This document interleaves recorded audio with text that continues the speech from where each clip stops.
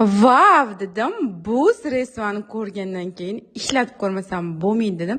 2 minutda shunaqa natija berganini ko'rib, sразу zakaz berib yubordim. Mani hammomimda, kafelimda shunaqa tuz yig'ilib, nalyot bo'lib qolgan, ketmayapti. To'g'ri, boshqa sredствоlarda ketdi, ozgina ketdi, lekin до конца tozalamadim. Perchatka bilan ishlaydi deb yozib qo'yilgan ekan, perchatka kiyib, shunaqa uchiga sepadigan qo'yib oldim o'zimga udobniy qilib va sepib chiqdim. Natijasi, lekin videoni oxirsida ko'rsanglar, o'zingizlar baho bersanglar bo'ladi. Hidi sal o'tkirroq ekan, shuning uchun maskada ishlaylar. Agar yopiq joy bo'lsa, maska taqib olib, shunaqa sepib, 1 minutdan keyin yumshoq gubkada ish qilib, iliq suvda chayib tashladim. Natijasini ko'rib o'zim vav devordim, chunki bu vannaga har xil sredstvo ishlatib ko'rganman. Toza qiladi, lekin nalyotini до конца ketkazmaydi. Bu bo'lsa natijasini qaranglar. Yaxshilab yuvgandan keyin shunaqa quritib oldim.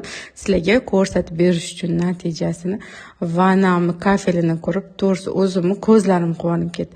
Agar sizlarda ham shunaqa muammolar bo'lsa, shu sredstvodan ishlatib ko'ringlar. Narxi ham arzon ekan va kачествоsi, effekti bomba ekan qizlar joylar. Albatta sinab ko'ringlar.